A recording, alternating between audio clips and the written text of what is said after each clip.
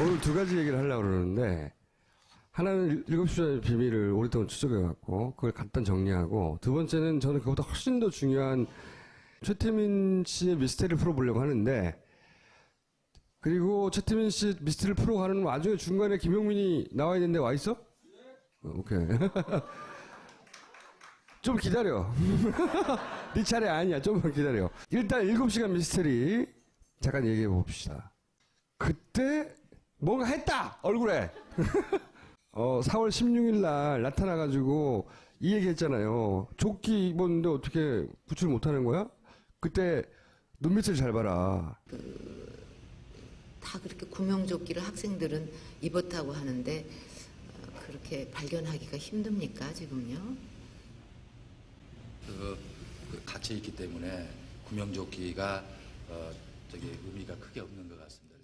그리고 2, 3일 후에 또 찍은 사진을 보면 네, 이틀 뒤 이틀 네, 진주체육관이죠. 평목항을 방문했을 때 여기를 봐라 이거 이상하다 라고 이제 근거로 사진 몇 장을 제시하며 하는 주장이 있어요. 주장을 좀 풀어보세요. 취재하는 과정에서 한 2년 전쯤에 보톡스를 맞았을 것이라고 하는 한간의 얘기는 있었는데 상당히 그 최순실 쪽에 측근에 해당되는 그 측근은 누구냐면 그 압구정동에 있는 그 찜질방에 같이 가본 사람 정도 돼야 측근이라고 할 수 있어요. 근데 그 같이 가본 분들 중에서 복수의 사람들 측근이라고 그래도 문제되지 않는 분들한테 매선이라고 하는 그런 시술 방법이 있다는 걸 알았어요. 보톡스 사실 저도 한번 맞아봤어요. 어떤 건지. 여기가 뭐 이렇게 넓어서 맞은 게 아니라 그냥말로 실험 삼아. 그런데 그냥 뭐 주사 몇 방 맞으면 끝나는 거예요. 근데 그렇다면 그 7시간의 공백을 설명하는 이유는 안 되겠다. 그런데 2년 전에 알게 됐어요. 그거보다 더 심한 걸 했을 거다. 그러니까 최순실이 즐겨서 받았던 피부 리프팅 시술이 보톡스가 아니라 매선이라는 걸 알게 됐어요. 그러니까 녹는 실인데요. 그거를 100에서 150방 정도 이렇게 넣어주는 거예요. 주사기 끝에다가 넣어서. 그러면 이 실이 녹으면서 콜라겐이 생겨서 부풀어 오르는 것처럼 보인다고 합니다. 그걸 맞았다는 사실을 알게 됐어요. 그거 할 때는 아파요? 많이 아파. 생각을 해봐. 이게 3cm 정도 되는 걸 주사기를 넣는 거예요. 그러면은 안 아프겠어요? 물론 피부 표면 마취를 할 수 있는데 이거는 150개 정도를 아주 숙련된 의사가 하더라도 30분 이상 소요된답니다. 숙련되지 않으면 1시간. 그러면 1시간 동안 계속 3cm짜리 주사기를 여기다 찔르면은 많이 아프지. 그죠? 그래서 보통은 이제 좀 높은 사람들, 뭐 고관 대작이라든가 VIP들을 상대로는 일부러 프로포폴을 놓은데요. 아프다고 계속 불평하니까. 이 사람을 위해서도 그러지만 시술자를 위해서 프로포폴을 놔준답니다. 원래 내시경, 수면 내시경 이런 거 할 때 하는 거죠. 예. 네, 그러면 이제 깨고 나면은 깔끔하니까. 근데 문제는 뭐냐면 여러분들 수면 내시경 해보셨겠지만 프로포폴 금방 깨요. 그죠? 한 30분이면 깨는데 멍하잖아요. 바보 같잖아요. 그래서 의사분들이 운전하지 말고 술 마시지 말고 뭐 쉬라고 그러잖아요. 그러니까 회복 시간을 고려했을 때 시술 시간 1시간 전후, 그 다음에 완벽한 회복에 이르는 시간 4-5시간 하면 그 7시간의 공백이 설명이 되는 것 같더라고요. 그래서 그 최순실 씨와 목욕을 같이 한 바 있는 그 측근이라고 해도 문제가 안 될 그분들로부터 최순실이 매선 시술을 받았고 나아가서 대통령이라고 저 친구가 얘기하고 있는 박근혜 씨에게도 자기가 쓰던 자기가 거래하던 의사를 데려가서 청와대에서 매선 시술을 해줬다라고 하는 진술을 결국 받아냈어요. 근데 그날 그 시각에 그렇지. 그날이냐 이거지. 자, 그러면 이제 그날이냐가 중요한데, 자, 개연성은 생긴 거죠. 그죠? 6개월에 한 번 정도 갔다고 하니까 하필 또 그날이 될 확률은 상당히 낮아요. 그런데 이제 180분의 1이잖아. 그러니까요. 그래서 그날일까? 뭐 약간의 이제 그 불확실성이 너무 높으니까. 그런데 제가 쭉 사진을 뽑아서 전문의들을 많이 만나러 다녔어요. 혹시나 해서. 그랬더니 전문의들이 하시는 말씀이 이거는 자기들이 봤을 때는 매선 시술 직후에 전형적인 양상이라는 거예요. 이런 눈, 이거. 네, 보통 뭐 여자분들 많이 붓죠. 특히 얼굴에서 눈 주위가 가장 많이 붓는 자리라고 해요. 그런데 시술을 하지 않고서 오후 5시 15분 시점에 저렇게 자고 일어나는 것처럼 눈이 붓기가 어렵다. 아니, 너무 슬퍼서 울었을 수도 있지 않나요? 그 생각을 못했네요. 그리고 여기 사진 보면 여러분들 그 박근혜 씨가 옛날 피습당한 상처가 있습니다. 근데 그 상처는 섬유질이기 때문에 붓는 확장 속도가 좀 낮지요. 그래서 위아래로 부어있는 흔적이 보인다라고 진술을 해주셨고, 많은 분들이. 그 다음 심지어 저는 그냥 그림자인 줄 알았는데, 저 좀 가르쳐 주실래요, 저기? 그렇지. 그 부분이, 보통 이틀 지나면 멍이 생긴다고 합니다. 그러니까 당일은 이렇게 우리 매 맞고도 그 다음날 자고 나야 붓고 멍들잖아요. 마찬가지로 하루 지나서 붓기 시작해서 이틀에서 맥시멈이 됐다가 빠진다고 합니다. 바로 그 시점에 찍힌 사진이 아니냐라고 제가 전후 관계를 설명하지 않고 이분 매선침 받은 것 같아요? 안 받은 것 같아요? 라고 물어봤을 때 상당히 많은 전문의들께서 이건 상당히 의심스럽다. 가능성이 매우 높다라고 근데 말씀을 4월 15일 날 했을 수도 있잖아. 그 생각을 못했네요.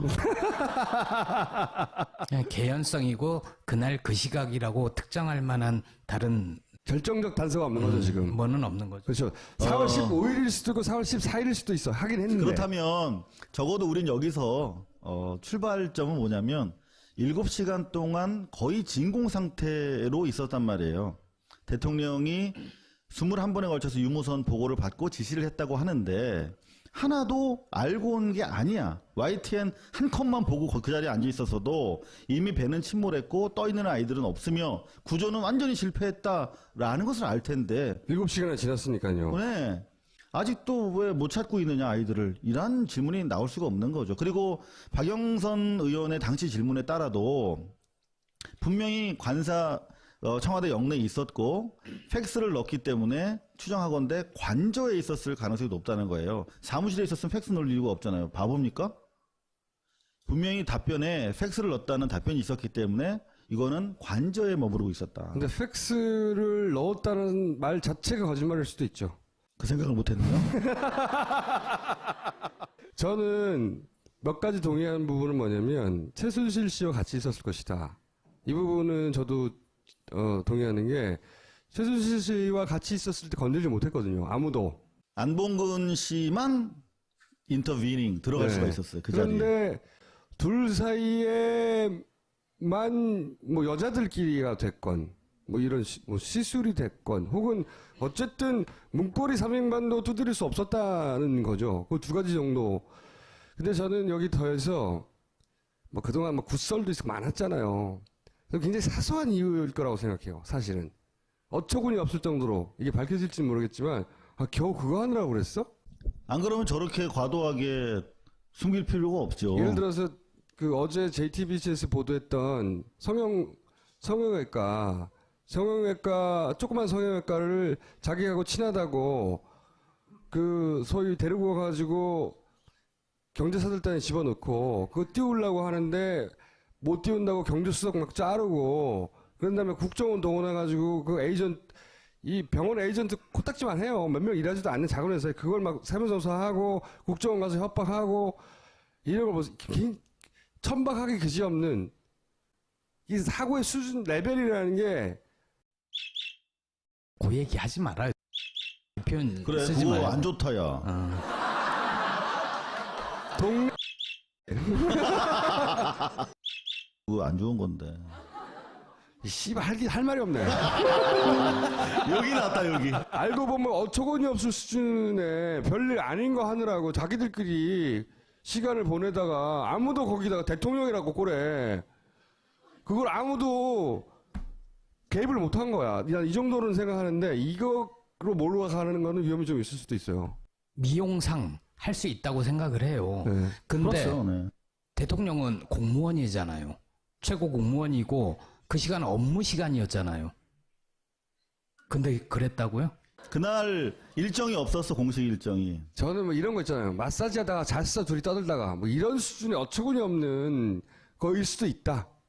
라고 생각하는데, 이 경우 같은 경우에 이제 반론을 당할 위험은 좀 있어요. 그 하필이면 15일 날 했어. 뭐 이렇게 들고 나온다든지 거꾸로. 그러나 어쨌든 동의하는 부분은 이 정도 수준은 어처구니 없는 것일 것이다. 라는데 동의합니다, 저는. 그 어처구니 없는 작은 일들과 큰 일, 그리고 공사와 사사를 구분 못한 정권이 바로 이 정권이거든요. 그래서 저는 그런 의미에서 어제 여러분들 보셨습니다만은 JTBC의 그 김모 의사분 같은 경우에 사실은 제가 최순실 씨가 매선 시술을 받은 5명의 의사가 있어요. 그래서 그 5명을 다 확보를 해서 다 만나왔어요, 사실은.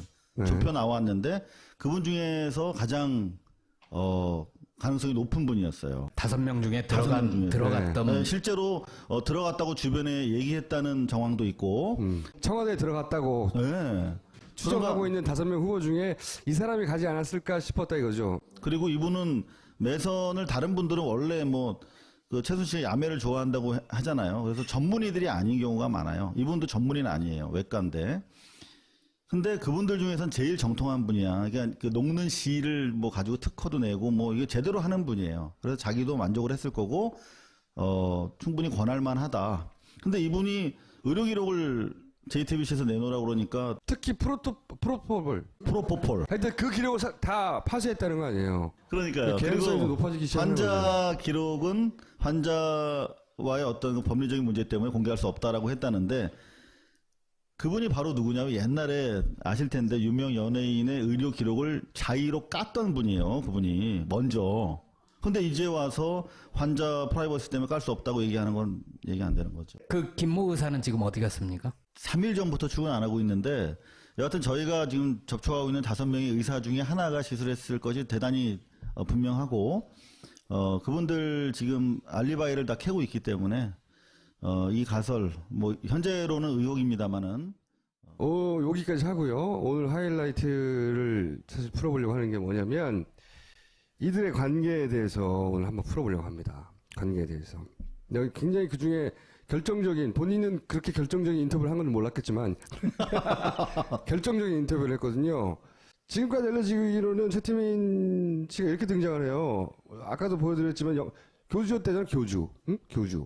이것도 그 소장님이 남긴 유인물 중에, 기록물 중에 하나예요. 보면, 73년 7월까지 영세 교주 역할을 하고 있었어요. 그리고 당시 정보기관에 남긴 기록도 보면, 이때부터 이제, 이 종교인의 길로 들어갑니다. 그때 당시 이름은 최태운이에요. 7병원 개명했다고 하는 건 사실관계가 좀 잘못된 거예요. 6개 가명이 있었고 법적 개명 한 번밖에 안 합니다. 뒤져보면. 왜냐면 당시는 개명이 엄청나게 어려웠거든요. 범죄자들이 빠져나간다고 개명을 못하게 했는데 이 사람은 범죄자 중에서도 범죄자였거든요. 근데 개명을 해요. 그 얘기 좀 하겠지만 어쨌든 이때 승려가 되고 이때 공화당 중앙위원을 했다고 하는 특이한 기록이 있습니다. 굉장히. 이 뭐지 이거? 박정희의 공화당이잖아요. 그리고 대략 69년부터 이 사이비 교주의 길을 걸어가기 시작해요. 응? 그래가지고 기록에 남아있기로는 74년 8월까지도 본인을 태자마마라고 하는 사이비 교주였어요. 이게 당시 정보기관이 남긴 기록이에요. 이게. 조사를 해가지고. 그런데 지금까지 정설로 굳어진 스토리라인은 뭐냐? 기존 소리 이겁니다. 2월 달에 최태민이 박근혜에게 편지를 보내. 응? 어머니 뭐 소리를 듣고 싶을 때 나를 통하면 항상 들을 수 있다. 뭐 우리가 계속 들어왔던 영매설 이거잖아요. 중정 보고서에도 뭐 어쩌고저쩌고 75년 2월 말경에 박근혜에게 편지를 보내서 어쩌고저쩌고. 이게 우리가 알던 소리예요. 최태민이 박근혜에게 접근하여 엄마를 만나게 해줄게. 현혹해서 실제로 3월 6일 날 청와대에서 만난다. 뭐 이렇게 모든 일이 이루어졌다. 이게 기존설이에요. 난 이게 말도 안 된다고 생각해요. 말도 안 되지만 저게 정사죠. 이게 기록과 증언에 따른 정사. 이게 정사로 남아있고 이게 언론은 아직도 이걸 반복하고 있어요. 그래서 그 소위 불쌍한 부모를 잃은 불쌍한 어린 딸이 아버지한테 이 사람 이렇게 얘기하는데 딸을 이기는 아버지가 어딨냐고 저도 말도 안 되는 소리가 정사로 되어 있다고 저는 생각해요. 왜 그렇게 생각하느냐? 그 스토리를 깨는데 결정적인 인터뷰를 본인이 했어요. 제가요? 네. 그래서 부른 거야 오늘은 사실 7시간이 아니라. 7시간은 보너스였고. 네, 보너스. 네. 그게 나왔으니까. 이전이나 주장했으니까. 보세요. 요 앞에 74년 8월까지 사이비 교주였어요. 8월. 근데 갑자기 대통령, 그때 무소불위의 권한을 노리는 독재자 박근혜 대통령의 딸에게 편지를 보냅니다. 갑자기 몇 개월 만에 사이비 교주가. 그리고 실제로 만나요. 3월 달에 만난 이후에 4월 달에 갑자기 구국 선교단의 총재가 돼요. 총재. 한 달 만에 선거에. 이게 75년 4월 23일에 동아일보 기사예요. 총재. 이거는 경향신문 75년자 5월 한 달 후에 기사인데 5천의 신도가 모인 임진각에서 구국 기도회를 이게 격려하고 있는 거야. 이때 최태민 총재가 나타납니다. 최태민 총재. 그리고 구국 십자군 헌장이 초본, 이것도 역시 탁 소장이 남긴 거. 이 중요한 기록들을 탁 소장님이 남겼어요. 역사에 굉장히 중요한 역할을 한 분입니다, 이분이. 이게 75년이에요, 역시. 이게 이제 인쇄물로 정말로 헌장이 되는 게 역시 탁 소장이 남긴 기록입니다. 5월달 언젠가입니다. 헌장이 만들어져. 내용을 보면 전국 조직이에요. 군대 조직하고 똑같이 만들어요, 완전히. 그리고 이 사람이 결국은 이제 공식적인 단합대회도 하고 신문에 막 나와요. 이제 막 기독교인데 군복 입고 있어요, 다. 골때 지금으로 상상도 할 수 없는 그림인데 합니다, 이런 거. 5월달에. 그다음에 6월달에 진짜로 창문을 해요. 만난 지 3개월 만에 전국 조직 창문을 한다고. 하나님을 위하여, 나라를 위하여. 내용을 보면 구국 성도단이라는 것도 그때 같이 만들어져요. 취지 목적 막 나와. 이거 다 탁소장님이 남긴 겁니다. 이거 안 남겼으면 우리가 이걸 추적할 수 없었을 거야. 중요한 내용이 기독교 조직인데 멸공하자고 모이는 거예요, 여기가. 멸공국이라는 단어를 씁니다. 이 선언문이나 또는 선서문에 보면 다 멸공국이라고 해요. 최태민 씨가 관련된 모든 단체의 키워드에 멸공국. 그래서 누구를 인터뷰했다고? 기다려봐요. 이 3개월 만에 이미 박근혜 대통령이 여기 참가해요. 응? 그 다음에 이 사람이 유경수 추모 예배도 이 사람이 주최합니다. 구국 선교단, 십자군 총사령부, 선교단 여성부. 그리고 이 사람이 의사회하고 막 자매결연도 맺어요, 막. 그리고 1년 후에는 이제 이걸 다 먹었어요. 구국 선교단, 구국 여성보건단, 구국 십자군 다 먹어가지고 총재 최태민이 막 신문에다 이따만한 광고도 내요. 그리고 이건 상상할 수 없는 사진이에요. 이런 사이비 교주가 1년 만에 대통령하고 마주 앉아가지고 이서 사진 찍는다는 거는 우리가 언론에 많이 봤잖아요. 이 사람이 사이비인 거 몰랐을 것 같아요? 그럼 박정희 대통령은 과연 박근혜 대통령을 통해 최태민을 만났는가, 이런 질문을 해야 하는 거예요. 근본적으로.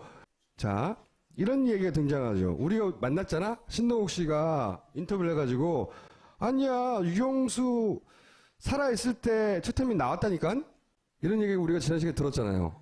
근데 이제 신동욱 씨는 본인이 직접 본 게 아니잖아요. 그리고 박근영은 그때 어렸어요. 그죠? 그래서 자기가 기억하는 것만 말한 거예요. 엄마가 그렇게 얘기했다고. 그리고 보세요. 김재규가 항소 보충 이유서라는 걸 남깁니다. 최태민, 우리가 아까 처음에 본 영상이 있죠. 우리 그 사공화국 영상. 최태민 부정행위를 정확하게 파악했는데 박근혜 양을 그 단체에서 손을 떼게 하기는커녕 오히려 박근혜를 총재로 하고 최태민을 명예총재로 올렸다고. 박정희가 다 들었어. 돈 해먹고요, 사이비 교주고 다 얘기했는데 그 얘기를 듣고 그 새끼 죽여버려 한 게 아니고 이렇게 했다고, 조치를. 이게 이해가 돼요? 자기가 아끼는 큰딸한테 사이비 교주가 붙어서 돈을 해먹고 있어요. 그거 왜 남겨도.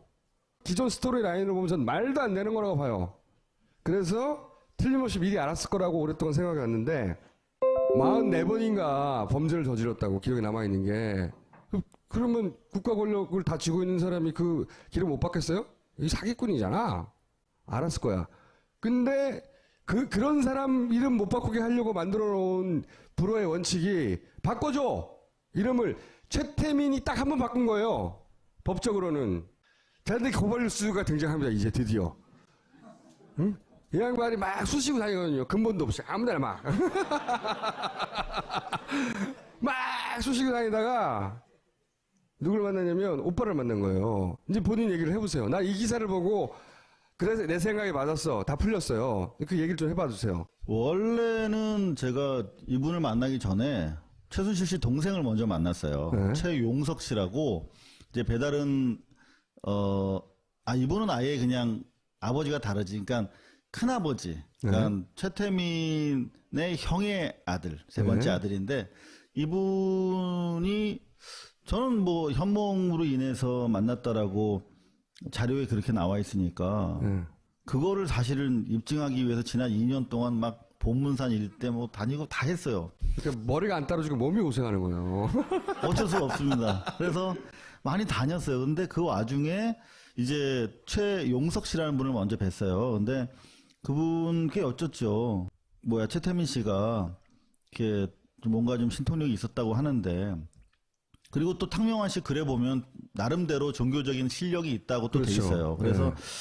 뭐 어떤 기술이 있었답니까? 그랬더니 최면술을 한다는 거예요. 그 영원 합일설의 방법론이 최면술이에요. 근데 실제로 자기 어머님이 서울에 가서 최태민 씨가 시키는 대로 올라간다 손 올라간다 그랬다가 안 내려와서 울고 막 그랬대요. 그래서 뭐 살살 빌어서 이렇게 손 내려와서 왔다. 야, 니네 누가 아빠 그거 잘하더라. 최면술 정말 그렇게 얘기를 들었다는 거예요. 그래서 그런 기술이 실제로 좀 있었구나.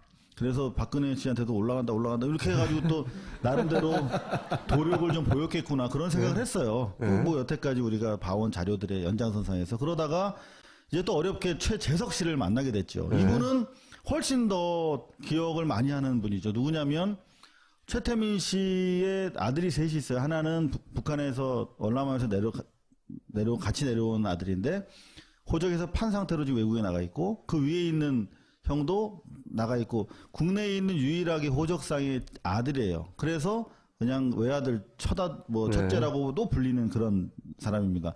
나아가서 이분은 현재 저희 고발뉴스가 4년 전에 그 3천억대 추가 부동산 최순덕, 최순실 씨 빌딩을 다 밝혀내지 않았습니까? 그 빌딩들에 대해서도 상속권이 있는 사람이에요. 그래서 대단히 기억하는 부분이 많았는데, 그래서 이제 여쭤봤죠. 이걸 모르고 물어본 거예요. 그죠? 뭘 몰라. 아니, 제 말은 뭐냐면은, 조금 알았지 그래도. 그러니까 생전에 청와대에서 그건 몰랐죠. 네, 이건 네. 몰랐다는 거죠. 이게 나는 키라고 보는데. 그렇죠. 몰랐죠. 그래서 아버지 이력을 보면 원래 공화당 네, 11.6 공화당. 당시에 네. 공화당에서도 중앙위원 하신 걸로 돼 있었는데 어떻게 된 건지 여쭤봤어요. 아까 그 기록에 나왔던 거. 네. 네. 그랬더니 이제 그 얘기를 하는 거예요. 자기 공화당 중앙위원을 지낸 게 아니라, 그것만 한 게 아니라 실제로 서대문 지역구의 지역위원장을 맡았었다는 거예요. 지역위원장이라는 건 국회의원 될 후보들이에요. 그렇죠. 아무나 되는 게 아니에요, 그 자리가. 그 당시에 대통령이 아니었죠. 혁명위원회의 의장이었는데 아무나 주는 사실 지역구는 아니잖아요. 서대문이면. 그래서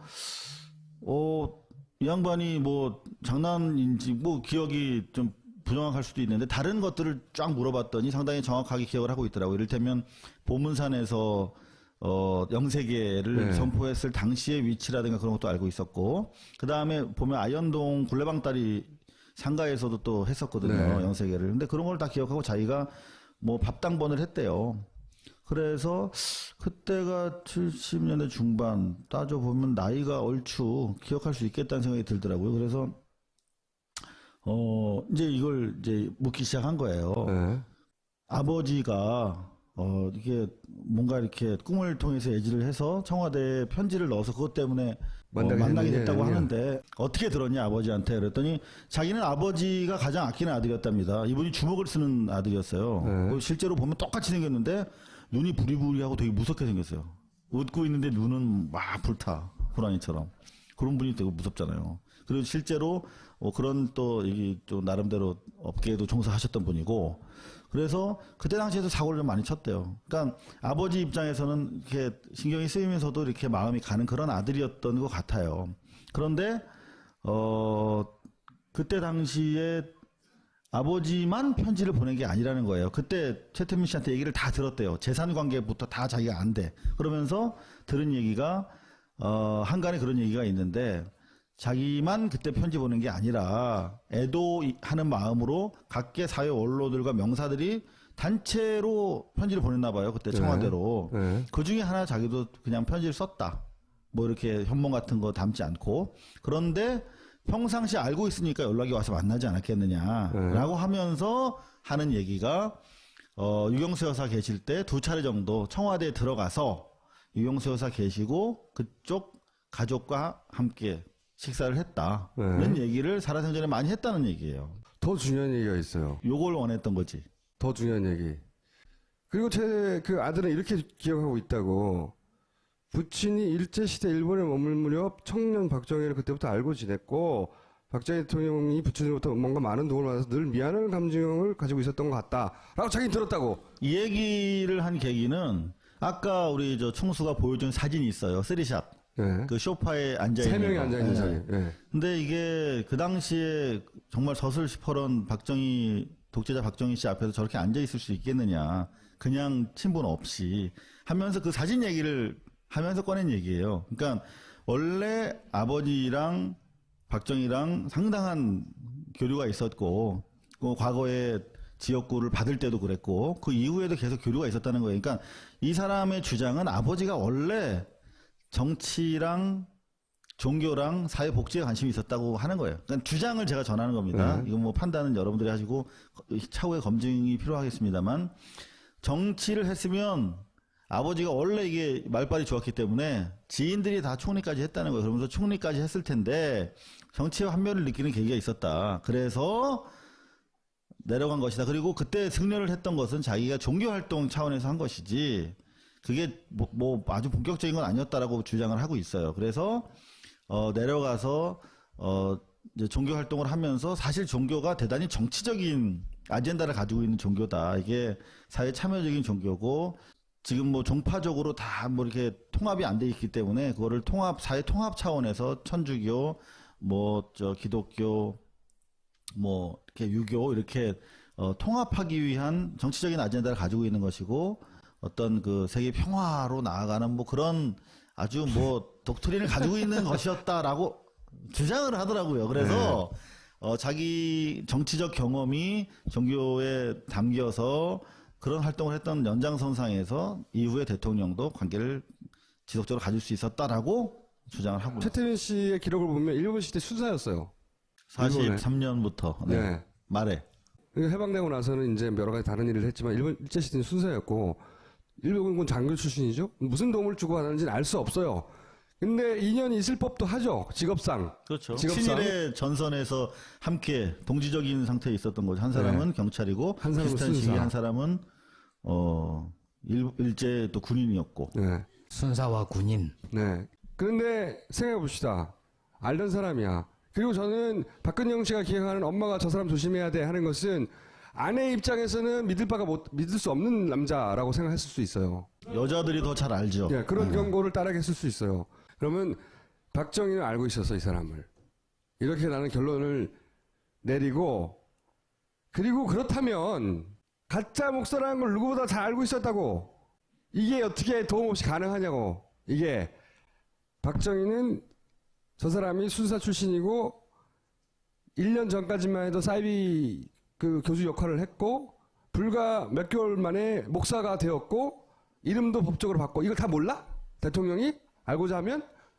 모르는 정도가 아니라 오케이 안 해주면 일을 못 바꾼다니까. 44차례에 과거에 뭐 사기부터 시작해가지고 바꿀 수가 없어요. 그리고 사기를 아무나 치는 게 아니에요.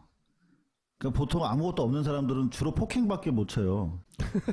뭐가 있어야 사기를 칠 수 있는 거예요. 그런데 보면 최태민 씨 같은 경우는 그 중앙위원하고 지역구를 관리했다고 하는 그 이후에도 보면 자료에 따르면 무슨 뭐 공기업의 간부를 지내기도 하고 맞아요. 그 와중에 사기를 치고 막 그래요. 그러니까 이 양반이 전혀 완전히 무식쟁이로서 무슨 뭐 완전히 이렇게 우리가 생각하는 상상하는 그런 박수무당은 아닌 거죠. 그러니까 종교적으로도 정치적으로도 능통하고 종교적으로도 남 사기칠 수 있을 정도의 뭐가 있는 거예요. 그리고 일제시대 때 순사를 했으면 그럼요. 그 시류의 흐름을 빨리 읽고 그 집안에 내가 대해서도 언제 조사를 하고 있는데 그 최태민 씨의 형님 같은 경우는 부산 항만에서 조사과장을 했던 분이에요.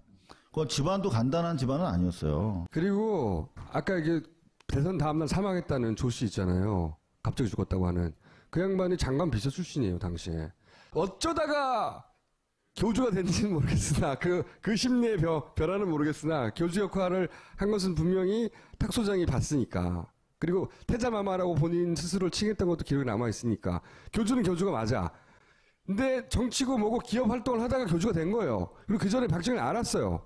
당연히. 그리고 지역구 위원장을 할 정도면 국회의원 후보예요. 몰랐다는 게 더 이상한 거예요. 알았어요. 다음 페이지. 자. 탁명한 소장의 기록에 또 이런 게 남아있어요.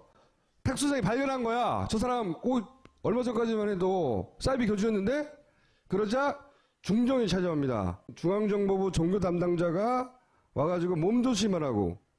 아니, 가짜를 가짜로 말했는데 왜 탁 소장한테 몸조심하라고 중앙정보부가 나서냐고.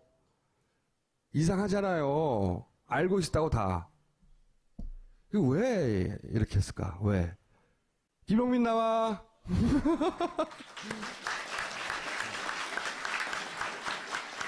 안녕하십니까. 한국의 트럼프 김용민입니다. 자, 왜 그랬냐? 개신교 하면 어느 나라가 생각나십니까? 예, 실제로 미국은 곧 개신교고 개신교는 미국이었어요. 6.25 때 이런 일도 있었습니다. 개신교는 곧 미국이라고 생각했던 북한 주민들이 그때 막 미국이 폭격을 날렸잖아요. 1.4 후퇴 이후로. 그때 우리가 교회당에 들어가 있으면은 살겠지 해가지고 당시 교회는 다 산 언덕에 있었거든요. 다 올라갔어요. 그래서 다 교회당에 들어갔지. 십자가만 보면은 미군 폭격기가 여기는 피해서 쏘겠지 싶었는데 제일 먼저 맞았지 거기가. 어쨌든 그 당시 사람들 인식 속에는 미국은 기독교였다는 거예요. 예. 이 사실 미국하고의 관계 속에서 박정희는 굉장히 곤궁한 처지에 놓였어요. 왜냐? 이 종교를 탄압하고 있는 것 아닌가. 왜냐하면 그때까지만 하더라도 기독교가 진보적인 주장을 많이 했습니다. 지금 한기총 뭐 해가지고 다 보수 일색이잖아요. 새누리당 맨날 지지하잖아. 그때는 안 그랬어요. 여담으로 한기총을 어디서 만들었는지 아십니까? 참여정부 때 진실규명기구에서 확인한 바에 따르면 국가안전기획부가 만들었습니다. 한기총이 보수 목사들을 죽여가지고. 네, 그게 80년대 일이에요. 예. 그런데 그 원조가 지금 나오는 거예요. 원조가 당시에 예. 자 이제 쭉 풀어서 예. 자, 왼쪽이 진보 개신교계, 오른쪽이 이제 최태민의 동태입니다. 진보 교계 일단 진보. 사실 1969년 이전만 해도 개신교는 이승만, 박정희 권력에 달라붙었던 거의 뭐 합일체였습니다. 자, 그런데 69년부터 서서히 틀어지기 시작했는데 삼선개헌 이것을 발표하면서 당시 NCC, 지금의 한국기독교교회협의회라는 연합기구에서 반대를 했습니다. 이후로 계속 박정희 정권과 들이받는 거예요. 진보교계가. 진보교계라면 주로 장로교 중심의 혹은 감리교 이런 계통의 그 교단들인데 그러다 1973년 4월 부활절 때 새벽에 부활절 연합예배 열지 않습니까? 여의도 광장, 뭐 서울 광장. 이때는 남산에서 했었는데 그때 진보교단 목사들이 전단지를 뿌리는 거예요. 유신 정권을 막 항거하면서 유신 기독교가 정권 운동권이 돼버린 거예요. 아주 박정희 정권을 정면으로 들이받는. 모든 개신교계가 그런 건 아니고 진보교계가 그랬어요. 근데 진보교계가 그 이후에 유신 철폐 데모에 앞장서기도 하고 그러면서 하여튼 박정희에게 굉장히 위협이 됐었어요. 근데 이 진보교계가 미국하고 굉장히 탄탄한 네트워크가 구성되어 있었습니다. 그런 진보교계를 박정희가 이뻐하겠어요? 어떻게든 정권에 위협이 되니까 손을 봐야 되겠다. 이렇게 생각을 했던 거죠. 그래서 굉장히 이 진보 개신교계를 어떻게 손볼까 고민을 하던 와중이었습니다. 그러면서 이제 예를 들어 진보 교계를 이적 활동을 한다든지 지금 쓰는 수법 있잖아요. 예. 정권에 반대하면 종북이라고 모는 거 이때 다 나온 거예요. 원조가. 예. 교계를 이적 활동한다고 하고 뭐 횡령 범죄로 단속하고. 횡령 범죄는 지어낸 거였어요. 네. 그러니까 없는 죄를 만들어낸 거죠. 앞서서 1971년에 그 문공부 장관이 진보 교계에다가 이제 드디어 선전포고를 합니다. 자꾸 이런 식으로 종교의 본연의 그런 이 범위를 벗어나면은 그렇다고 종교라고 봐줄 수는 없는 거 아니냐. 그땐 가만히 안 두겠다. 이렇게 공개적으로 경고를 했고요. 74년 국가조찬기도회 때는 박정희가 직접 이 진보 교계가 민초강연하고 연결되어 있는 것 같다. 라면서 또 이렇게 슬쩍 지금 우리가 알고 있는 수법들은 다 이때 등장한 거예요. 그러면서 또 75년 4월에는 뭐 말씀드린 대로 NCCK에 참여했던 그런 목사들, 이분들 아무래도 선교비 받아다가 인마이 포켓한 거 아니냐, 외국으로부터 선교비 받아다가 인마이 포켓한 거 아니냐, 이런 걸로 횡령 단속을 했었고, 75년 11월에는 로마서 13장을 김종필 씨, 당시 국무총리가 이야기를 했는데, 로마서 13장은 모든 권력에게 순종하라. 그 이야기를 여기서. 이 사건도 굉장히 중요해요. 예. 미국 목사를 추방했는데 조지 오글 목사님은 이제 미국 목사님인데, 뭐 들어와서 이렇게 저렇게 우리 민주화 운동에 참여를 했고, 인혁당 사건 당시 이게 조작된 것이다라고 네. 폭로한 주인공입니다. 미국 목사님인데. 이 추방 당했고, 근데 이 일로 미국에서 한국을 인권 탄압국이라고 예. 얘기하고 압박했단 말이죠. 예, 그러니까 예. 생각해 보시면 요 시점이 거의 우리 최태민 그 목사 직전 사이비 교주 상태였을 그때예요. 저 무렵에 이제 서울로 올라오신 거예요. 예, 요번에 서울에 올라오셨고 요때만 하더라도 태자마마 상태였던데요. 예.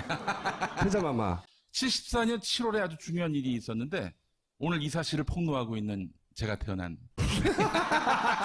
자, 그다음 타임라인은 자, 그렇다고 하면은 최태민을 굳이 시킬 거 없이 보수 개신교계가 나서서 이 진보교계가 이야기하는 거 좀 반박도 하고, 마치 그 시위가 벌어지면 어버이 연합이 등장해서 맞불 시위를 놓듯이 그 역할을 바로 박정희 정권 때 보수 교계가 했었습니다. 뭐 대표적으로 삼선개헌 반대를 NCCK가 하니까 곧바로 DCC라고 대한기독교연합회라는 지금의 한기총 같은 단체지요. 거기서 삼선개헌을 지지하는 성명을 발표하고요. 또한 73년 조찬기도회 중에는 김준곤 목사라고 CCC라고 학교에서 굉장히 유명한 왜 선교단체 있죠?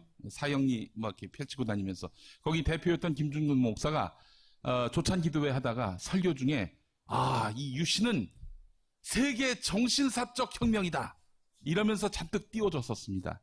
그 뒤로도 뭐 수많은 보수 목사들, 조용기 목사나 이런 사람들이 반공 집회에 나와가지고 자꾸 박정희 정권을 띄워주는 그런 발언을 했었고요. 74년에 이르러서는 조지 오글 목사 추방된 바로 그 시점인데 기독교 반공 시국 선언을 합니다. 네. 예, 그래서 지금 우리가 인권 이런 거 신경 쓰지 말고 반공에 우리가 방점을 둬야 한다 이런 식으로 이야기를 했었고, 그 이듬해 그로서도 모자랐다고 판단했던지 종교 탄압, 미국 쪽에서 한국이 지금 뭐 이것 때문에 그렇지, 조지 오글 목사 내쫓았다고 종교 탄압국이라고 얘기하는데 그건 억측이다. 여기 예배 보기도 하고 뭐 여기 선교 활동하는데 아무 문제가 없다라는 그런 성명을 냈었습니다. 당시 미국의 힘은 한나라 정권을 대놓고 뒤엎는 수준이었거든요. 네. 박정희는 그걸 굉장히 두려워했어요. 미국이 자기를 명분을 가지고 들어와가지고 뒤집어 버리는 거에 대해서. 그래서 미국이 이런 예를 들어서 인권 탄압국이라고 공격하고 하는 것에 되게 신경을 많이 썼다고요. 그래서 보수 교계가 이렇게 열심히 박정희를 위해서 응원해주고 뒷받침해주고 또 변명도 해줬는데, 근데 미국 사회에서는 그게 별로 안 동의가 안 됐던 먹혔지 거예요. 전혀. 이쪽 사람들이 훨씬 미국하고 커넥션이 좋았거든요. 예, 당시에 막 그 정권을 이렇게 옹호하고 다녔던 목사들의 배경을 따져보면은 미국 교계하고 그렇게 연관이 없는 뭐 침례교, 순복음, 그리고 장로교라 하더라도 너무 보수적이어서 미국하고는 연이 끊어져 버린 그런 목사들. 그리고 이제 이건 최태민 라인인데 뭐 예. 편지를 했다 뭐 갑자기, 그리고 5월달 아까도 쭉 설명했죠. 조선일보에도 광고 등장하고 동아일보도 등장해요. 아까 보여드린 건 동아일보인데 일간지에 등장해요, 최태민이.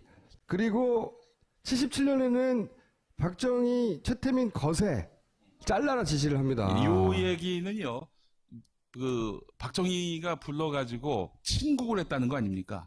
직접 네. 친히 추궁을 했었는데, 그때 박근혜가 나타나서 박근혜 대통령께서 나타나서 이렇게 뭐 울었다는 거 아니에요, 한마디로. 뭐 그런 식으로 이야기가 남아 있죠. 이분은 굉장히 나에게 도움 주시는 분이고 뭐 좋은 분이고 이런 식으로 얘기를 했는데, 그로부터 며칠 뒤에 박정희 대통령이 당시 선우연 공보 비서관한테 거세하라고. 물론 거세하지 않았고 이게 다 일화들이에요. 그러니까 만약에 진짜로 최태민을 제거할 필요가 있었으면 정권 차원에서 박정희 대통령 입장에서 이건 쉬운 일이에요. 사라지게 하는 건. 이게 뭘 뜻하냐. 작품이라는 거예요. 박정희의. 결국은. 작품이고 그러니까 박정희 최태민이 이미 알고 있었고 당시 진보적 교계를 탄압할 필요가 있었는데 동시에 기독교 탄압이라는 미국의 어떤 압력을 반발을 피해야 할 필요가 있었고 그러니 교계 내에서 기독교가 기독교를 제압하는 형식이어야 했고 그런데 기존의 보수 기독교가 가지고는 그게 안 되고 그러자 관면 기독교 조직을 만들 필요가 있었고 그런데 그거를 아무나 할 수 없는데 소위 이렇게 정치적인 감각과 사이비 교주의 능력을 가지고 있었고 본인도 사전에 알고 있고 또 아마도 신세 전적이 있었던 최태민을 불러서 이름을 바꿔주고 신분 세탁을 한 다음에 이걸 맡긴 겁니다. 얘기를 듣다 보니까 진짜 교주 같다. 지금은 잘못 선택했어. 또 예. 최태민이 그냥 나 목사다 하고 짠 하고 나타난 거 아닙니까? 75년에 4월경에. 그런데 이러면은 안 믿을 것 같으니까 또 최태민의 그 목적 또 미션 가운데 하나가 이 기존의 개신교계를 포섭해서 그 한마디로 개신교의 리더 이런 역할까지 이 골 했던 때리는 것 건 같습니다. 진짜 하부 조직은 진짜 목사였어요. 대빵이 가짜 목사인 거야. 그래서 임진각에서 그때 집회를 했을 때 우리 기독교가 반공으로 총화 단결해야 한다. 지가 사입인데 다른 기독교 목사들한테 우리 다 같이 총화 단결하자. 이거 뭐겠어요. 그러니까 반공, 그러니까 친정권 조직체로서 교회가 하나의 어떤 큰 단결체를 만들자라는 정치적 포석이 깔린 것 같은데 그런데 이제 사실은 이렇게 최태민이 설치고 다니니까 진짜 목사는 아닌 거죠? 전혀 아니죠. 네. 네. 아니 예배를 집도할 능력이 없어서 실제 예배할 때는 집도를 못했대요. 실제로 그 통상 이제 목사들이 마지막에 할 때 축도하지 않습니까? 네. 축도할 때 어떻게 합니까? 그냥 먼저 형식이 딱 나와가지고 있잖아. 지금은 네. 우리 주 예수 그리스도 이렇게 나오잖아요. 네. 근데 이분이 그걸 몰라가지고 원고를 써갖고 간 거야. 원고를 써갖고 왔는데 지금은이라고 시작해야 되는데 축도 지금은 자, 왜 이런 스토리가 지금까지 정설로 남아 있었을까? 그리고 왜 김재규는 이런 보고를 했을까? 저는 이제 제가 공작을 겪다 보니 공작의 기본 생리가 그겁니다. 정보부도 다 그걸 알 것 같아요? 아니에요. 아는 것만 아는 겁니다. 그 기획을 한 쪽만. 그리고 실제 기록에 보면 정보부 내에서도 서로 채태민을 넣고 제거해야 된다느니 막 싸웠던 기록이 있어요. 몰랐던 거예요, 다는. 다 알지는 못했던 거예요. 근데 박정희가 직접 알던 사람이었기 때문에 더욱 은밀하게 스토리 라인을 만든 거죠. 딸한테 이렇게 접근해서 딸이 이제 정신적 위로를 받으니까 그래서 이런 걸 만드는 걸로 스토리 라인을 만든 거야. 실제로는 박정희 작품이라는 겁니다. 그렇게 이해하지 않으면 절대 있을 수 없는 일들이 너무 많아요. 그럼 역할이 뭐였냐? 저는 그럼 어떻게 이렇게 오래 살아남을 수 있을까? 역시 탁수상이 남긴 기록입니다. 탕명은 전설적인 인물이라고 우리 길이 길어야 된다고 봐. 근데 이분은 이렇게 얘기하거든. 검은 안경을 끼고 재벌들에게 전화해가지고 박근혜를 팔았다 이거지. 안종범이 한 일을 직접 하셨네요. 안종범이 한 일과 최순실이 한 일을 종합해서 본인이 다 한 거지. 보통 분이 아니에요. 네. 건설 관계사 전화로 찾아가고 공사 계약 따낸 납품 완전 다 한 거야 다. 지금 최순실이 모조리 다 해먹듯이 아버지는 실제로 그런 회사에 근무하기도 했고 정치판에도 있었고 사이비 교수도 역할을 했고 이제는 정목적 조직에 정권이 봐주는 그리고 박근혜 붙여줬잖아 스토리 라인을 그렇게 만들어 놓고 이게 미국이 보기에도 자연스럽잖아요. 딸이 이렇게 해가지고 박정희가 만든 관변 조직이 아니라 이렇게 자연스럽게 된 거야. 자기 변명을 한 겁니다, 이게. 기본적으로. 그런데 이런 걸 막 해먹은 거지. 그런데 조석재 씨가 아까도 얘기했잖아요. 문화공보부 장관 비서를 했대요. 대선 다음날 갑자기 사망했다고 하는 그 양반. 그런데 그 양반이 이런 얘기를 합니다. 돈 관리는 최태민이 했다고.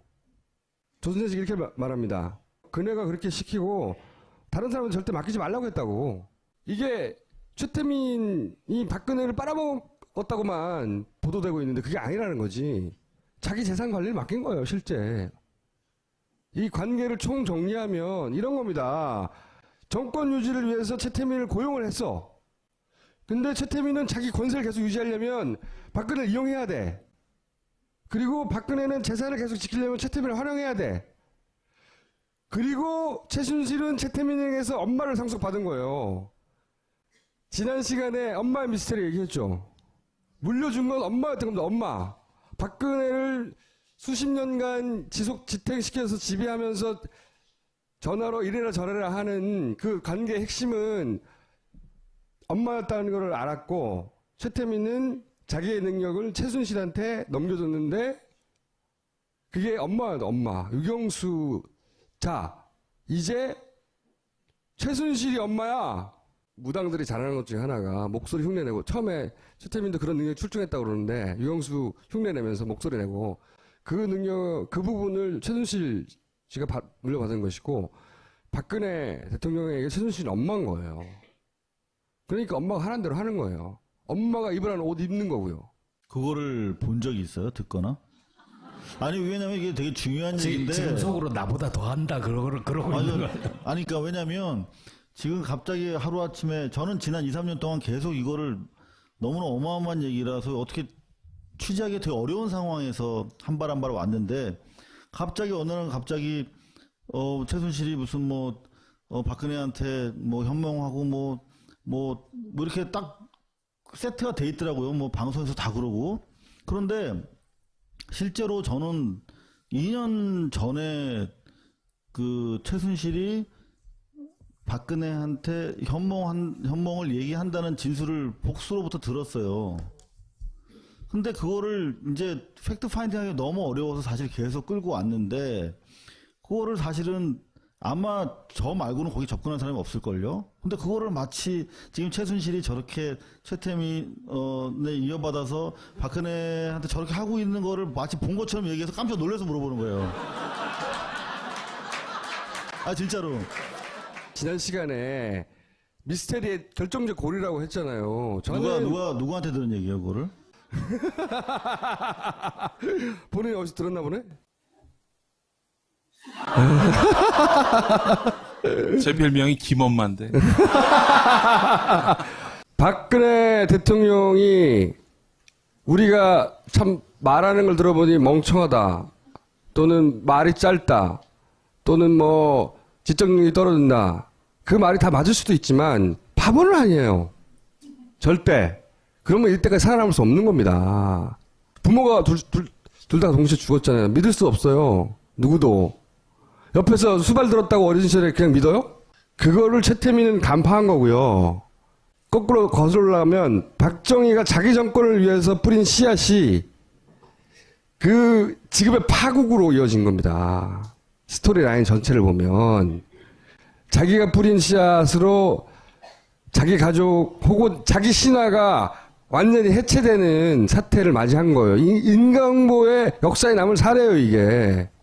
마치 지금은 언론에서는 박근혜를 이용하여 자기들 축자만 했다고 보도되잖아요. 아니라는 거지. 자기 재산이 그만큼 있다는 거 알아요. 재산 대리인이라는 거, 물론 그 과정에서 최씨가도 해먹었지. 그걸 기반으로 이자를 해먹든 또는 사이드로 해먹든 해먹었겠지 라고 추정하지. 원래 보수는 신화를 기반하는 거예요. 응? 저 또 논리가 없기 때문에. 우리나라 친일 보수라고, 보수도 아닌 친일 가짜 보수의 뿌리는 박정희예요. 여기서 만든 신화거든요. 차곡차곡. 이거가 자기가 그 정권을 유지하기 위해서 뿌린 씨앗에 의해서 해체되고 있는 거예요, 지금. 그래서 이 기회를 놓치면 안 되는 거예요. 지금은 박근혜가 해체되고 동시에 박근혜가 해체되니까 그 기반이었던 박정희도 해체되고 있는 와중이거든요. 일어날 수 없는 일들인데 그게 자기들 욕심에 뿌린 씨앗으로 이런 파국을 맞이하고 있는 겁니다. 이걸 놓치면 안 되는 거야, 절대로. 그러니까 지금의 이 추정되는 것들을 진실로 드러내기 위해서는 박근혜가 현직을 유지하면 안 된다. 이런 얘기로 저는 받아들이겠습니다. 이 감동적인 스토리의 끝을 네가 꼭 이렇게. 지금 제가 최순실 주변 사람들, 측근 가족들 다 이렇게 접촉을 하고 있는데, 중요한 거는 이 사람들이 최순실이 죽지 않을 거라고 믿고 있다는 거예요. 오. 그리고 박근혜 정권도 그렇게 소락호락 망가지지 않을 거라고 생각하고 있어요. 그렇기 때문에 입을 못 여는 것들이 많습니다. 그런데 우리 국민들이 힘을 모아서 이 정권, 이 체제, 그리고 이 만들어진 엉터리 신화가 붕괴될 수 있다라고 하는 것들을 보여줘야 바로 그래야만 우리 총수가 얘기하는 엄마의 진실도 열릴 것이고 총수가 더 이상 소송도 당하지 않을 거라고 생각합니다. 이거로 몰아가는 거는 위험이 좀 있을 수도 있어요. 미용상 할 수 있다고 생각을 해요. 네. 근데 그렇죠. 네. 대통령은 공무원이잖아요. 최고 공무원이고 그 시간은 업무 시간이었잖아요. 근데 그랬다고요? 그날 일정이 없었어, 공식 일정이. 저는 뭐 이런 거 있잖아요. 마사지 하다가 잤어, 둘이 떠들다가. 뭐 이런 수준의 어처구니 없는 거일 수도 있다. 라고 생각하는데, 이 경우 같은 경우에 이제 반론을 당할 위험은 좀 있어요. 하필이면 15일 날 했어. 뭐 이렇게 들고 나온다든지 거꾸로. 그러나 어쨌든 동의하는 부분은 이 정도 수준은 어처구니 없는 것일 것이다. 라는데 동의합니다, 저는. 그 어처구니 없는 작은 일들과 큰 일, 그리고 공사와 사사를 구분 못한 정권이 바로 이 정권이거든요. 그래서 저는 그런 의미에서 어제 여러분들 보셨습니다마는 JTBC의 그 김모 의사분 같은 경우에 사실은 제가 최순실 씨가 매선 시술을 받은 5명의 의사가 있어요. 그래서 그 5명을 다 확보를 해서 다 만나왔어요, 사실은. 네. 좁혀 나왔는데 그분 중에서 가장 가능성이 높은 분이었어요. 5명 중에 5명 중에. 들어갔던 네, 실제로 들어갔다고 주변에 얘기했다는 정황도 있고. 청와대에 들어갔다고 네. 추정하고 있는 5명 후보 중에 이 사람이 가지 않았을까 싶었다 이거죠. 그리고 이분은 매선을 다른 분들은 원래 그 최순실의 야매를 좋아한다고 하잖아요. 그래서 전문의들이 아닌 경우가 많아요. 이분도 전문의는 아니에요. 외과인데. 근데 그분들 중에선 제일 정통한 분이야. 그러니까 그 녹는 실을 가지고 특허도 내고 이게 제대로 하는 분이에요. 그래서 자기도 만족을 했을 거고, 충분히 권할만 하다. 근데 이분이 의료 기록을 JTBC에서 내놓으라고 그러니까 특히 프로포폴.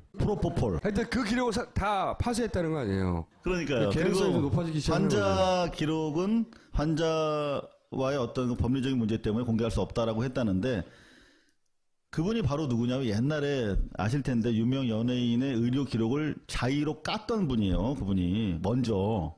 근데 이제 와서 환자 프라이버시 때문에 깔 수 없다고 얘기하는 건 얘기 안 되는 거죠. 그 김모 의사는 지금 어디 갔습니까? 3일 전부터 출근 안 하고 있는데 여하튼 저희가 지금 접촉하고 있는 5명의 의사 중에 하나가 시술했을 것이 대단히 분명하고 그분들 지금 알리바이를 다 캐고 있기 때문에 이 가설 현재로는 의혹입니다만은 여기까지 하고요. 오늘 하이라이트를 사실 풀어보려고 하는 게 뭐냐면 이들의 관계에 대해서 오늘 한번 풀어보려고 합니다. 관계에 대해서.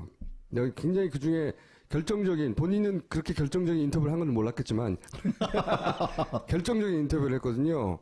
지금까지 알려지기로는 최태민 씨가 이렇게 등장을 해요. 아까도 보여드렸지만, 교주였대잖아요, 교주. 응? 교주. 이것도 그 소장님이 남긴 유인물 중에, 기록물 중에 하나예요. 보면, 73년 7월까지 영세 교주 역할을 하고 있었어요. 그리고 당시 정보기관에 남긴 기록도 보면 이때부터 이제 이 종교인의 길로 들어갑니다. 그때 당시 이름은 최태운이에요. 7병원 개명했다고 하는 건 사실관계가 좀 잘못된 거예요. 6개 가명이 있었고 법적 개명 한 번밖에 안 합니다. 뒤져보면. 왜냐면 당시는 개명이 엄청나게 어려웠거든요. 범죄자들이 빠져나간다고 개명을 못하게 했는데 이 사람은 범죄자 중에서도 범죄자였거든요. 근데 개명을 해요. 그 얘기 좀 하겠지만 어쨌든 이때 승려가 되고 이때 공화당 중앙위원을 했다고 하는 특이한 기록이 있습니다. 굉장히 이 뭐지 이거? 박정희의 공화당이잖아요. 그리고 대략 69년부터 이 사이비 교주의 길을 걸어가기 시작해요. 응?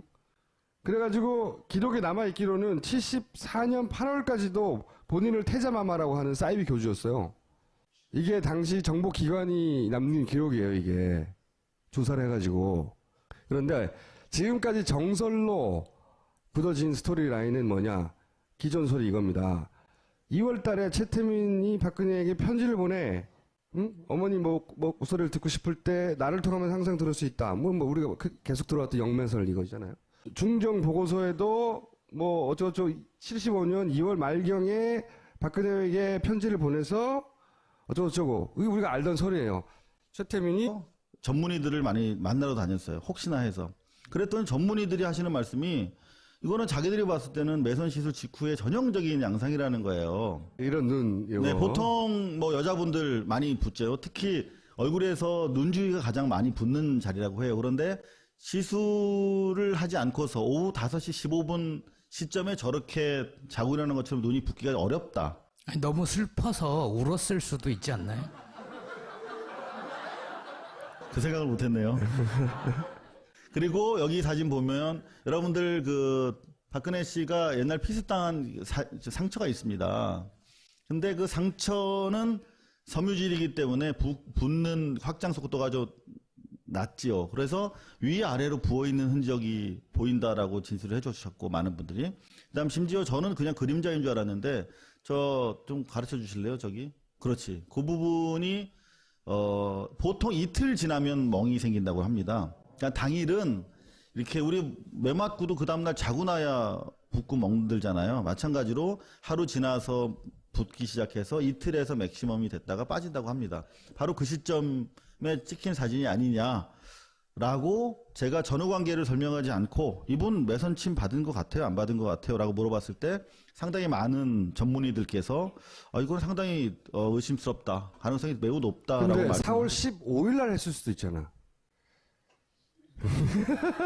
그 생각을 못했네요. 그냥 개연성이고 그날 그 시각이라고 특정할 만한 다른 결정적 단서가 없는 거죠, 지금. 뭐는 없는 거죠. 그렇죠. 4월 15일일 수도 있고 4월 14일일 수도 있어. 하긴 했는데. 그렇다면 적어도 우린 여기서 출발점은 뭐냐면 7시간 동안 거의 진공 상태로 있었단 말이에요. 대통령이 21번에 걸쳐서 유무선 보고를 받고 지시를 했다고 하는데 하나도 알고 온 게 아니야. YTN 한 컷만 보고 그 자리에 앉아 있었어도 이미 배는 침몰했고 떠있는 아이들은 없으며 구조는 완전히 실패했다라는 것을 알 텐데 7시간이 지났으니까요. 네. 아직도 왜 못 찾고 있느냐 아이들을 이런 질문이 나올 수가 없는 거죠. 그리고 박영선 의원의 당시 질문에 따라도 분명히 관사 청와대 영내에 있었고 팩스를 넣었기 때문에 추정하건대 관저에 있었을 가능성이 높다는 거예요. 사무실에 있었으면 팩스 넣을 이유가 없잖아요. 바보입니까? 분명히 답변에 팩스를 넣었다는 답변이 있었기 때문에 이거는 관저에 머무르고 있었다. 근데 팩스를 넣었다는 말 자체가 거짓말일 수도 있죠. 그 생각을 못했네요. 저는 몇 가지 동의하는 부분은 뭐냐면 최순실 씨와 같이 있었을 것이다. 이 부분은 저도 동의하는 게 최순실 씨와 같이 있었을 때 건들지 못했거든요. 아무도. 안봉근 씨만 인터비닝 들어갈 네. 수가 있었어요. 그 자리에. 그런데 둘 사이에만 뭐 여자들끼리가 됐건 뭐 이런 뭐 시술이 됐건 혹은 어쨌든 문고리 3인반도 두드릴 수 없었다는 거죠. 그 두 가지 정도. 근데 저는 여기 더해서 뭐 그동안 뭐 굿설도 있고 많았잖아요. 굉장히 사소한 이유일 거라고 생각해요. 사실은 어처구니 없을 정도로 이게 밝혀질지는 모르겠지만 겨우 그거 하느라고 그랬어?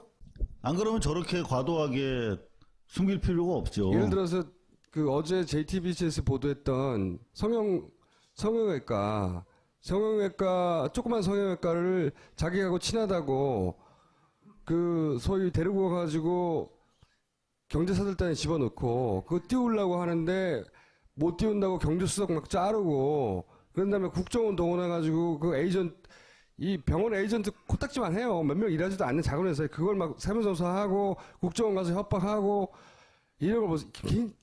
천박하기 그지없는 이 사고의 수준 레벨이라는 게 그 얘기 하지 말아요.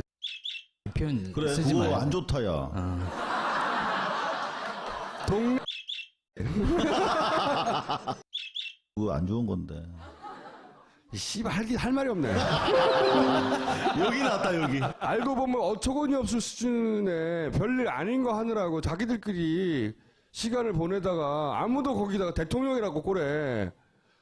그걸 아무도 개입을 못한 거야. 이 정도는 생각하는데 박근혜에게 접근하여 엄마를 만나게 해줄게. 현혹해서 실제로 3월 6일 날 청와대에서 만난다. 뭐 이렇게 모든 일이 이루어졌다. 이게 기존 소리예요. 난 이게 말도 안 된다고 생각해요. 말도 안 되지만 저게 정사죠. 이게 기록과 그쵸. 증언에 따른 정사. 이게 정사로 남아 있고 이게 언론은 아직도 이걸 반복하고 있어요. 그래서 그 소위 불쌍한 부모를 잃은 불쌍한 어린 딸이 아버지한테 이 사람 이렇게 얘기하는데 딸을 이기는 아버지가 어딨냐고 저도 말도 안 되는 소리가 정사로 되어 있다고 저는 생각해요. 왜 그렇게 생각하느냐?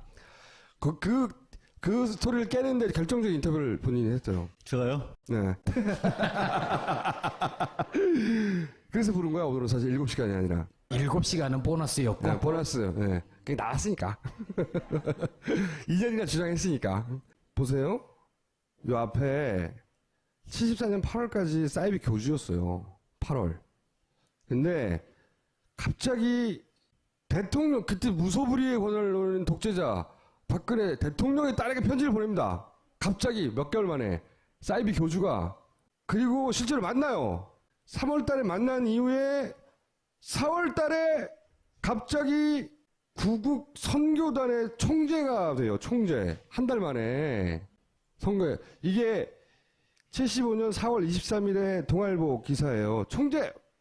이거는 경향신문 75년자 5월 한 달 후에 기사인데 5천의 신도가 모인 임진각에서 구국 기도회를 이게 격려하고 있는 거야. 이때 최태민 총재가 나타납니다. 최태민 총재. 그리고 구국 십자군 헌장이 초본 이것도 역시 탁 소장이 남긴 거. 이 중요한 기록들을 탁 소장님이 남겼어요. 역사에 굉장히 중요한 역할을 한 분입니다. 이분이.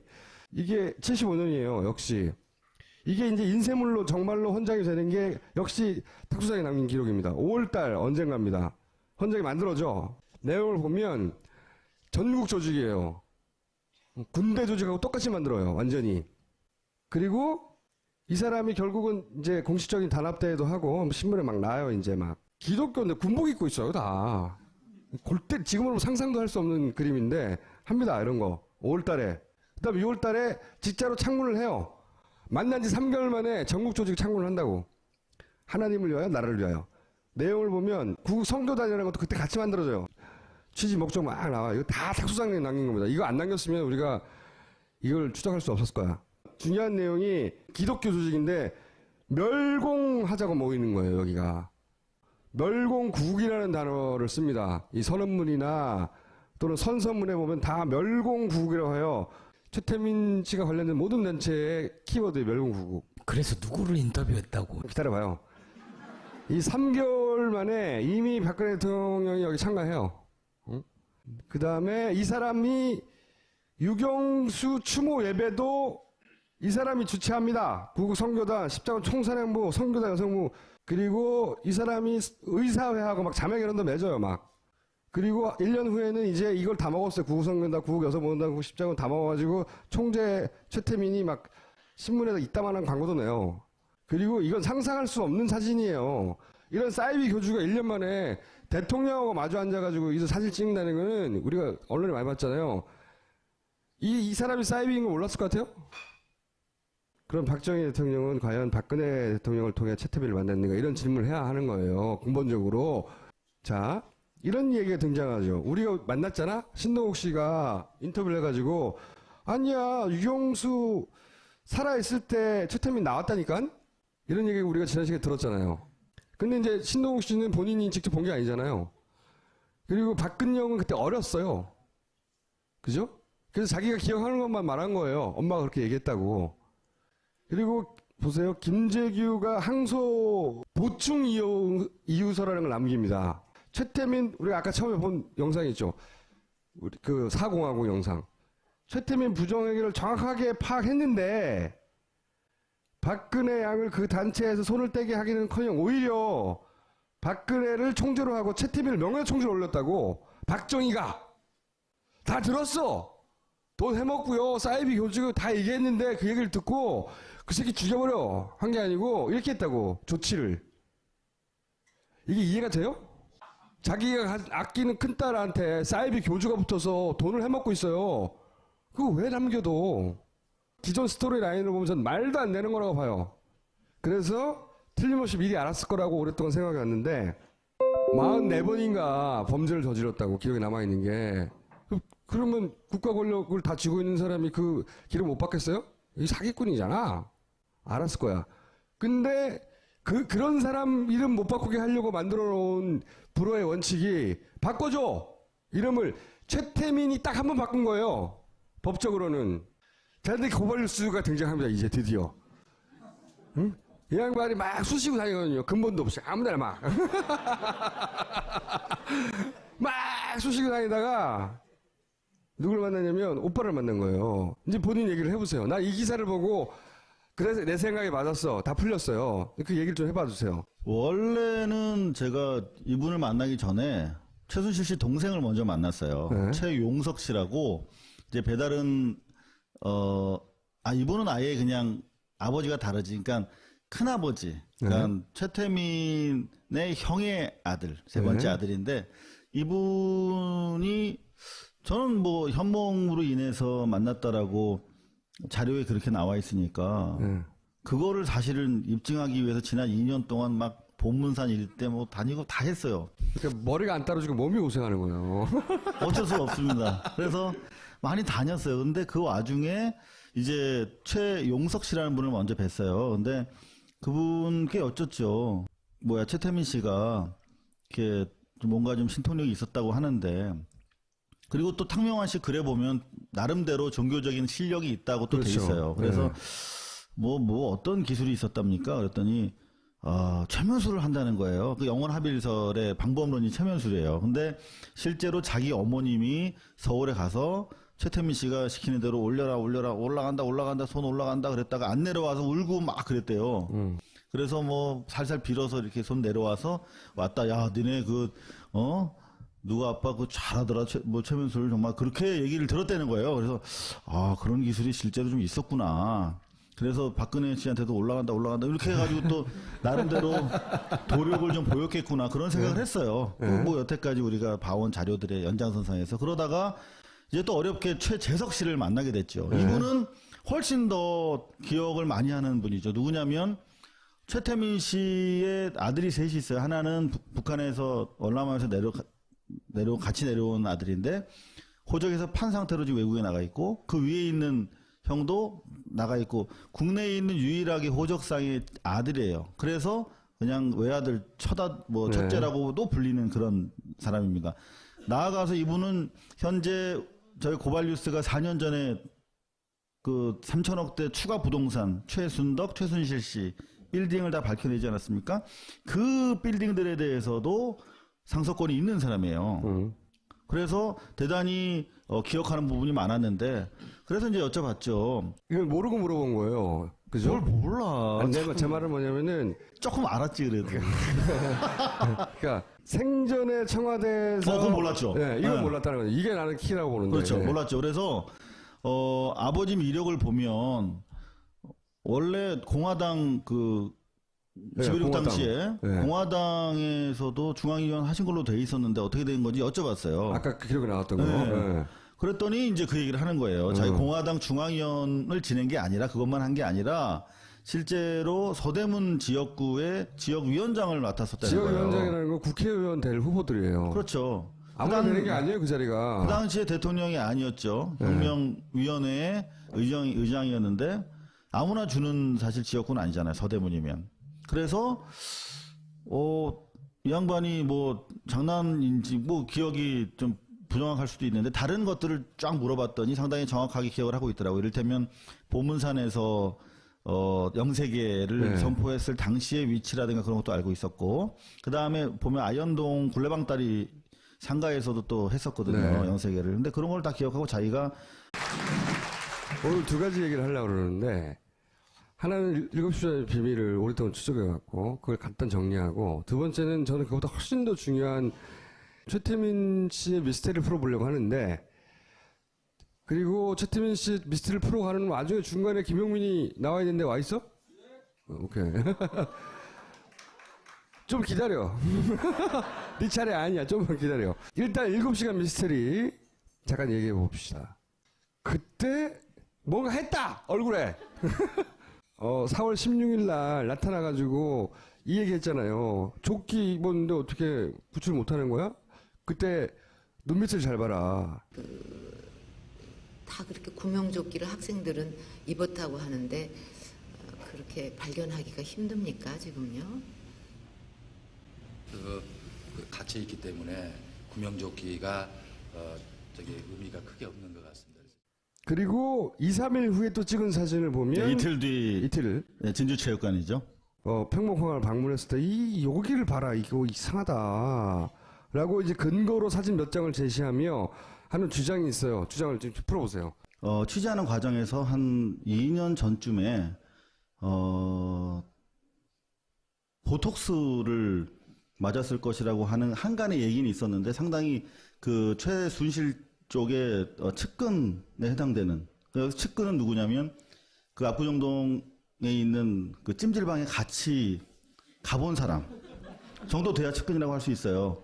근데 그 같이 가본 분들 중에서 복수의 사람들, 측근이라고 해도 문제되지 않는 분들한테 매선이라고 하는 그런 시술 방법이 있다는 걸 알았어요. 보톡스 사실 저도 한번 맞아봤어요. 어떤 건지. 여기가 뭐 이렇게 넓어서 맞은 게 아니라 그야말로 실험 삼아. 그런데 그냥 뭐 주사 몇 방 맞으면 끝나는 거예요. 근데 그렇다면 그 7시간의 공백을 설명하는 이유는 안 되겠다. 그런데 2년 전에 알게 됐어요. 그거보다 더 심한 걸 했을 거다. 그러니까 최순실이 즐겨서 받았던 피부 리프팅 시술이 보톡스가 아니라 매선이라는 걸 알게 됐어요. 그러니까 녹는 실인데요. 그거를 100에서 150방 정도 이렇게 넣어주는 거예요. 주사기 끝에다가 넣어서. 그러면 이 실이 녹으면서 콜라겐이 생겨서 부풀어 오르는 것처럼 보인다고 합니다. 그걸 맞았다는 사실을 알게 됐어요. 그거 할 때는 아파요. 많이 아파. 생각을 해봐. 이게 3cm 정도 되는 걸 주사기를 넣는 거예요. 그러면은 안 아프겠어요? 물론 피부 표면 마취를 할 수 있는데 이거는 150개 정도를 아주 숙련된 의사가 하더라도 30분 이상 소요된답니다. 숙련되지 않으면 1시간. 그러면 1시간 동안 계속 3cm짜리 주사기를 여기다 찔르면은 많이 아프지. 그죠? 그래서 보통은 이제 좀 높은 사람들, 뭐 고관 대작이라든가 VIP들을 상대로는 일부러 프로포폴을 놓는데요. 아프다고 계속 불평하니까. 이 사람을 위해서도 그러지만 시술자를 위해서 프로포폴을 놔준답니다. 원래 내시경, 수면 내시경 이런 거 할 때 하는 거죠. 예. 네, 그러면 이제 깨고 나면은 깔끔하니까. 근데 문제는 뭐냐면 여러분들 수면 내시경 해보셨겠지만 프로포폴 금방 깨요. 그죠? 한 30분이면 깨는데 멍하잖아요. 바보 같잖아요. 그래서 의사분들이 운전하지 말고 술 마시지 말고 뭐 쉬라고 그러잖아요. 그러니까 회복 시간을 고려했을 때 시술 시간 1시간 전후, 그 다음에 완벽한 회복에 이르는 시간 4-5시간 하면 그 7시간의 공백이 설명이 되는 것 같더라고요. 그래서 그 최순실 씨와 목욕을 같이 한 바 있는 그 측근이라고 해도 문제가 안 될 그분들로부터 최순실이 매선 시술을 받았고 나아가서 대통령이라고 저 친구가 얘기하고 있는 박근혜 씨에게도 자기가 쓰던, 자기가 거래하던 의사를 데려가서 청와대에서 매선 시술을 해줬다라고 하는 진술을 결국 받아냈어요. 근데 그날 그 시각에 그렇지. 그날이냐 이거지. 자, 그러면 이제 그날이냐가 중요한데, 자, 개연성은 생긴 거죠. 그죠? 6개월에 한 번 정도 갔다고 하니까 하필 또 그날이 될 확률은 상당히 낮아요. 그런데 이제 180분의 1이잖아. 그러니까요. 그래서 그날일까? 뭐 약간의 이제 그 불확실성이 너무 높으니까. 그런데 제가 쭉 사진을 뽑아서